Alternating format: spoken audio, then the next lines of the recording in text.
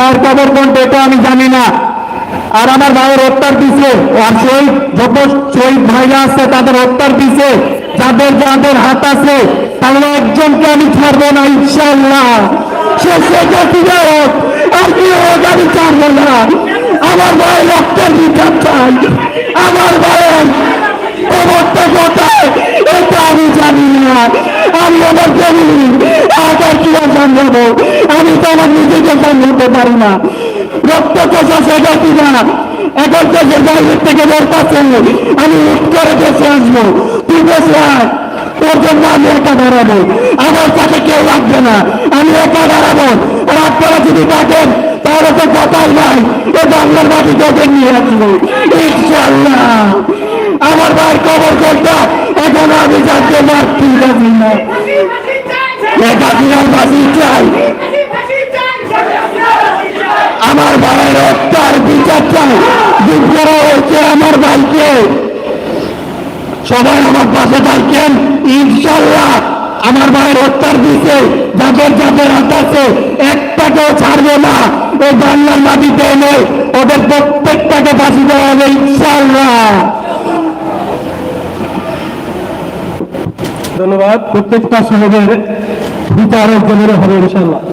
এ পর্যায়ে বক্তব্য রাখার জন্য অনুরোধ করছি শহীদ মোহাম্মদ সাব্বির হাওলাদারের মা সাবিরা খাতুন। শহীদ সাব্বির হাওলাদারের মা।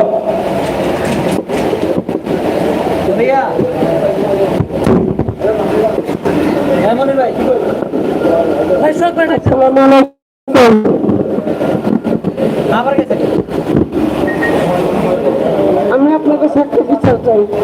আমার সবদিন গর্ত বাজে গেছে। আমার একটা মা, তুমি আমার লেগে বাথরুম বই থাকো, আমার একটি মা সুবিধা করো, আমার কাছে না। আমার ছেলে গর্ত বাজে গেছে, আর ব্যবসা আছে নাকি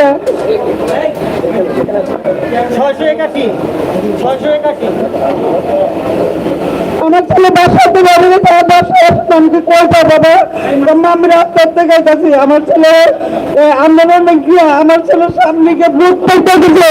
আমি দেশের লেগে করতে চাই চালান গুলি আমার ছেলের একটা গুলি করছে, সেটা গুলি বলেছে। আমি বুঝতে বলছি আজকে 25 বছর ধরে আমার স্বামী না আমি কাজ করে বাঁচছি। আমার বউকে বুঝতে বলছি আমার পাঁচ দিনের একটু না দিয়েছে। আমি হাতিনার বিচার চাই, আমার কিচ্ছু কোনো হাতিনার থাকতে চাই। আমি আপনার হাতিনার বিচার করবেন, আপনার বিচার না করলে আমি কেমনি সত্যি করতে পারি? আমি তো ছাত্রী করতে বুঝতে পারি না। আমি হাতিনার বিচার চাই, হাতিনার ফাঁসি চাই। আমার ছেলের জন্ম আছে আর আমি অন্য মনে পাইলাম। আমি অনেক কষ্ট করছি। আমার একটা নাতি নাচলে 5 দিন 6 দিনের সন্তান একটা 5 দিন ধরে হয়েছে। আমি আমার নতুন বাচ্চা রয়েছে, আমার স্বামী ছাড়া আমার বউকে দিতে হয়েছে। আমার চালানোর কোনো পথ নেই। আমি কাজ করে আমি অনেক দূর করে দিচ্ছেন। আমার মা নাই, বাবা নাই, আমার কেউ নেই। আমার দিকে একটু রাস্তায় আমি অনেক কষ্ট করছি। আমার তো কিছু আমি নেই। আমার এই বিচার আপনারা কেমন করবেন আপনারা আমি জানি না, আল্লাহ জানে। আমার সন্তানকে আমি ভুলতে পারি না। এর জন্য আমার সন্তান আমি আন্তরিক কিছু পাইলে সরকারের থেকে বুঝছেন। আমার সরকার কিছু ধরনের কেন আপনারা কথা আসছি, আপনারা জন্ম করেন আমার ব্যক্তি করবেন, সমাধান করবেন আপনারা করবেন। আমার নাতিরা 5 দিন ধরে আমার নাতিরা আমি চাইতে পারি না। আমি খেতে পারি না। আমি কাম করছি আমার 26 বছর আমি বুঝতেই পারি না। আমি কেমনি বলবেন? আমি 25 বছর আগে স্বামী সবাই দিতে বলছি, আমার বউকে দিতে বলছে। আসসালামু আলাইকুম।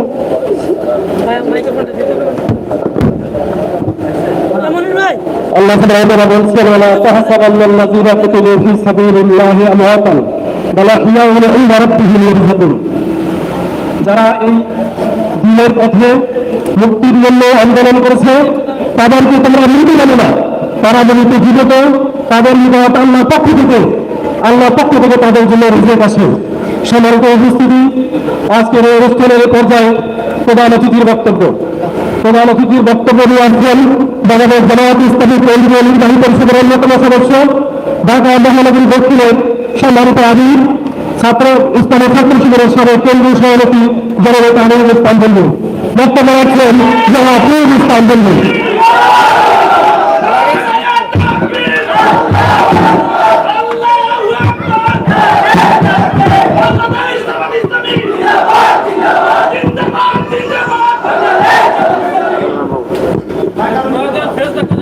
ফেস দেখা যায় না, নামাই যান। ফেস দেখা যায় না। নিচে নামান, নিচে নামান। নিচে নামান, ফেস দেখা যায় না।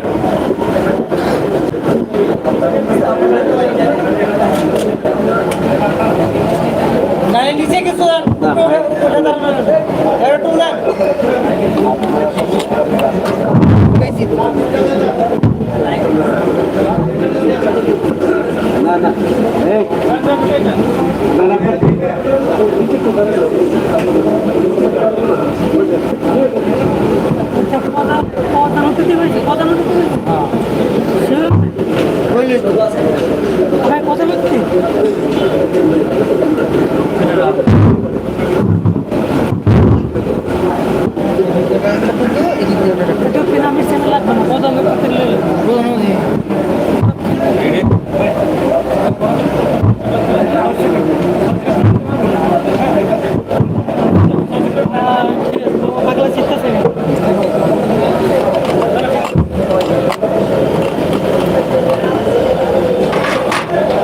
أعوذ بالله من الشيطان الرجيم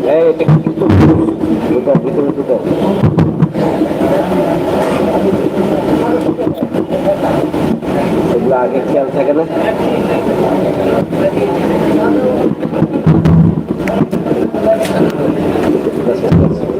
আরে এত আমার ভুলে না, আমি দিলাম না দিলে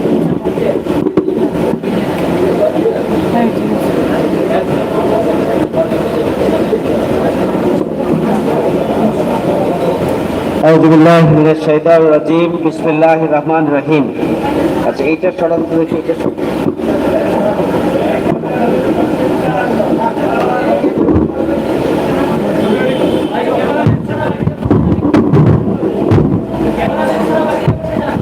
এগুলা নেন এইটা সরান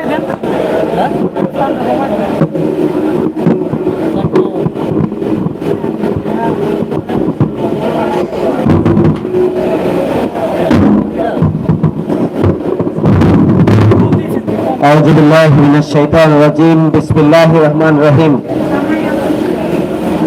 বাংলাদেশ জামায়াত ইসলামী ঢাকা মহানগরী দক্ষিণের শ্যামপুর যাত্রাবাড়ি জৈন কর্তৃক আয়োজিত আজকের এই মহতী অনুষ্ঠান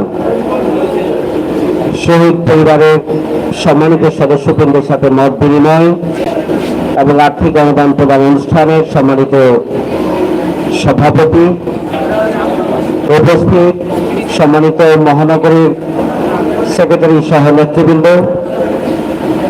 সম্মানিত নায়েব আমির, সম্মানিত সুধীমণ্ডলী, সাংবাদিক বন্ধুগণ, শহীদ পরিবারের গর্বিত সদস্যবৃন্দ, প্রাণপ্রিয় উপস্থিতি, এলাকাবাসী, আসসালামু আলাইকুম ওয়া রাহমাতুল্লাহি ওয়া বারাকাতুহু। প্রচন্ড গরমের মধ্যে দীর্ঘ সময় ধরে আপনারা আমাদের আয়োজনের সাথে সম্পৃক্ত আছেন, এই জন্য আপনাদের প্রতি আন্তরিক কৃতজ্ঞতা জ্ঞাপন করছি।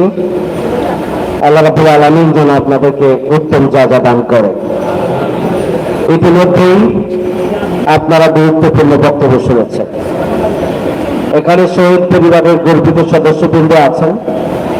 স্বাভাবিকভাবে শহীদ পরিবারের সদস্যদের অন্তরের যে ব্যথা, অন্তরের যে আর্তনাদ এবং আত্মচিৎকার, যেটির জবাব দুনিয়ার ভাষায় আমাদের পক্ষে দেয়া অসম্ভব। আমরা দোয়া করি আল্লাহ রাব্বুল আলামিন যেন সবরে জামিল দান করেন এই সমস্ত পরিবারের সদস্যদের। আজকে একদিকে শহীদ পরিবারের সদস্যরা তাদের আপনজন হারিয়ে নিঃস্ব হয়েছেন, যা হবে এই দুনিয়া আর কোনোদিন ফিরে পাবেন না। কিন্তু অন্যদিকে আমাদের শহীদ পরিবারের সন্তানরা বাংলাদেশে 16 বছরে অবৈধভাবে জেঁকে বসা নিপীড়ক, সন্ত্রাসী, ফ্যাসিস্ট, জুলুম, অপশক্তি শেখ হাসিনা রিজিমকে, এই চক্রকে বিদায় দেওয়ার জন্য তারা জীবন দিয়ে জাতির শ্রেষ্ঠ সন্তানে পরিণত হয়েছে। শহীদ পরিবারের সন্তানরা জাতির শ্রেষ্ঠ সন্তান। আমরা রাষ্ট্রের কাছে দাবি জানিয়েছি, যারা শহীদ হয়েছে এবং আহত হয়েছে তাদেরকে রাষ্ট্রের বীর সন্তান হিসাবে, তারা স্বাধীনতার যোদ্ধা হিসাবে তাদের রাষ্ট্রীয় উপাধি দিতে হবে। আমরা রাষ্ট্রের কাছে দাবি জানিয়েছি, তাদের অভিভাবকত্বের দায়িত্ব সরকারকে গ্রহণ করতে হবে। আমরা বলেছিলাম একটা নিরপেক্ষভাবে শহীদ, নিহত এবং আহতদের, ক্ষতিগ্রস্তদের তালিকা করতে হবে। আমরা বিস্মিত, এখন পর্যন্ত অন্তর্বর্তীকালীন সরকার শহীদ এবং আহতদের তালিকা নিশ্চিত করে তাদের অভিভাবকত্বের যে দায়িত্ব রাষ্ট্রের, সেই দায়িত্বটা এখন পর্যন্ত নিতে পারেননি। তারা 100 কোটি টাকার একটা বাজেট করেছেন, যেখানে একটা পদ্মা সেতুতে হাজার হাজার লক্ষ কোটি ডলার যেখানে চুরি করা হয়েছে, যেখানে পেট্রোলের নামে হাজার হাজার কোটি টাকা, কোটি ডলার চুরি করা হয়েছে, যেখানে বাংলাদেশের অর্থ লুটপাট করে বিদেশে বেগমপাড়া গড়ে তোলা হয়েছে। বিদেশ থেকে এই টাকাগুলো নিয়ে এসে এখানে হাজার হাজার কোটি টাকার একটা ফান্ড গঠন করা উচিত এবং সেই ফান্ড দিয়ে বাংলাদেশের দ্বিতীয় স্বাধীনতার অগ্রসৈনিক হিসাবে যারা জীবন দিয়েছেন, আহত হয়েছেন, এই সমস্ত পরিবারগুলোকে স্টাবলিশ করার জন্য, তাদের কর্মসংস্থানের জন্য, তাদের প্রয়োজন পূরণের জন্য ব্যয় করতে হবে। আমরা অবিলম্বে তা কার্যকর করার জন্য দাবি জানাচ্ছি। হাজার হাজার কোটি, লক্ষ কোটি টাকা বিদেশে পাচার করা হয়েছে। পাচারকৃত টাকা না হোক এবং অগ্রাধিকারের ভিত্তিতে শহীদ পরিবারের জন্য তা কাজে লাগানো হোক। আজকে বলতেই হয়, প্রতিদিনই আমরা 5ই আগস্টের বিপ্লবে যারা আহত হয়েছেন তাদের মৃত্যুর খবর শুনছি। সরকার নতুন বিপর্যস্ত বাংলাদেশ আসলে তারা কোন দিক করবেন সেটি গুছিয়ে করাটাও তাদের জন্য অনেক কঠিন, এটা আমরা বুঝি। তবে অগ্রাধিকারের ভিত্তি থেকে এটি উচিত ছিল না যে যারা সংকটাপন্ন, যাদের দেশের ট্রিটমেন্ট যথেষ্ট নয়, তাদেরকে সরকারের পক্ষ থেকে বিদেশে চিকিৎসার ব্যবস্থা করাটা কি এ পর্যন্ত সরকারের দায়িত্ব ছিল না? কিন্তু অন্তর্বর্তীকালীন সরকার সেদিকেও নজর দিতে পারেন নাই। আমি অনুরোধ করব, যাদের রক্তের বিনিময়ে আজকে নতুন বাংলাদেশ, যাদের রক্তের বিনিময়ে আপনারা অন্তর্বর্তীকালীন সরকারে অন্তর্ভুক্ত হয়ে একটি নতুন বাংলাদেশের গোড়াপত্তন হয়েছে, তাদের প্রথম কাজই হচ্ছে শহীদ এবং নিহতদের কার্যকর পদক্ষেপ গ্রহণ করা, আহতদের সুচিকিৎসার জন্য পদক্ষেপ গ্রহণ করা, অবিলম্বে